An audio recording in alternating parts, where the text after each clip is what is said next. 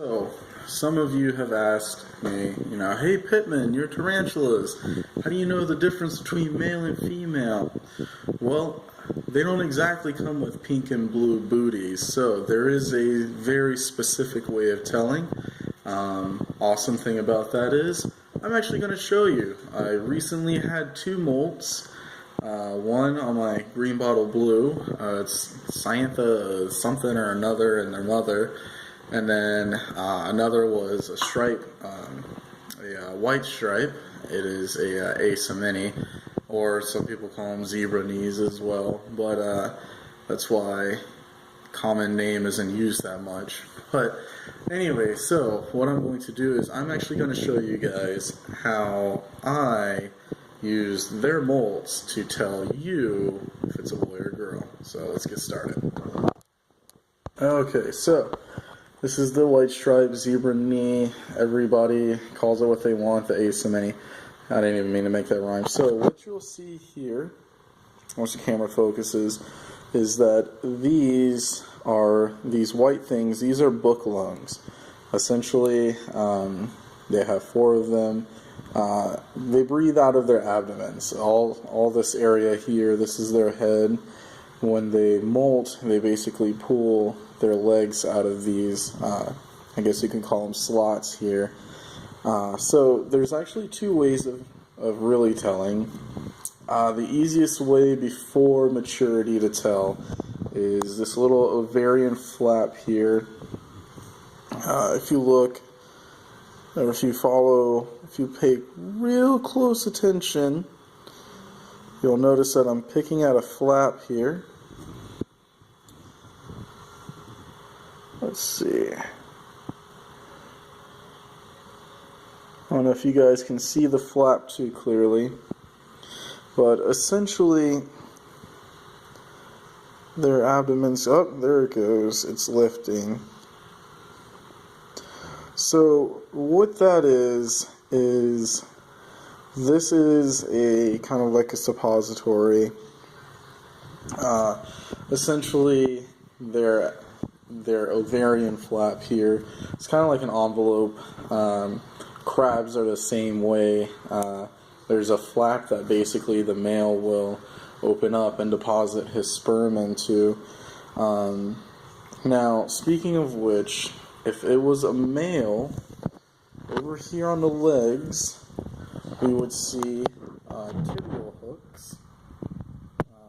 Now, this one is at the point of maturity. We don't see any tibial hooks yet. Males will essentially use those tibial hooks to hold the female's fangs while they're depositing the sperm sacs. What the male will do is create kind of like a hammock of webbing, then deposit the sperm into the webbing. He will then get upside down, and on males, ideally the male testicles would be here at the end of these, and the male will get into the hammock upside down. He will rub these parts, his testes, onto the little sperm pouches, and then he will immediately go and look for a female and deposit those sperm pouches. So this one is confirmed to be a female, which is great. Females get bigger, they last longer. However, they don't get all the colors of the male. So, if I was into breeding for show, I definitely want a strong male to pair with this female. But I've never really been into the breeding aspects of it. So that in itself is it's not a big deal to me. But it is cool knowing that I do have a female. She will last longer, so I'll be seeing this one around a lot longer than I would a male. So let's go ahead and move on to the next one. Okay guys, so this is the green bottle blue. You can kind of see it. This one's still a juvenile, but it's actually old enough for a decent sized molt to tell. However, it's easier to tell in person, but once again, me see if I can get the camera to focus here enough. I need one of those microscope attachments. Alright, let me back out and let it autofocus. Alright, here we go. Kinda, sorta. But anyways, essentially, I'll just go ahead and tell you. This one's a male. It's pretty barren in between the first left and right book lung.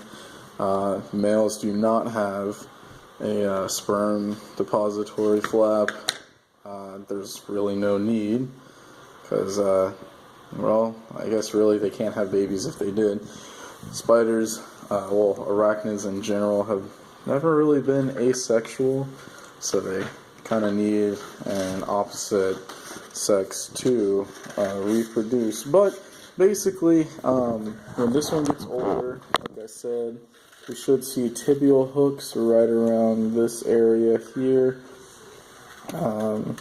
And then we should see, what are they called? Ah, man, the testes here at the end of these. Man, I can't remember the name of them. But basically, each and every part of an arachnid has a name. Everything from the joints to the different leg segments. If you want to look that up on your own, you're more than welcome to. I'm not going to go through all those names right now. One, because I can't go through all the names. I'm still learning all the names. But essentially, oh, and here's something else pretty cool. They even molt their fangs. If I can get this one to roll over. The tarantula's fangs, they do not come preset. Well, they come preset, but they do not grow with the tarantula. They have to get new fangs as well. So, here we go. The light will focus. I'm actually hooking it by the fangs right now.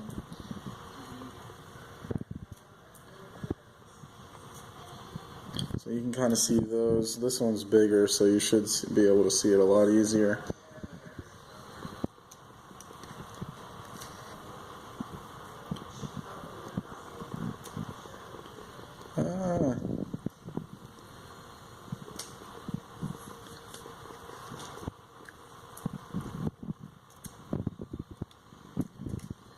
Let's see.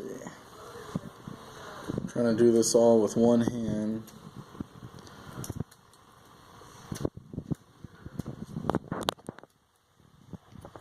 Alright, so as I was saying, the fangs do not grow with them, but they do molt.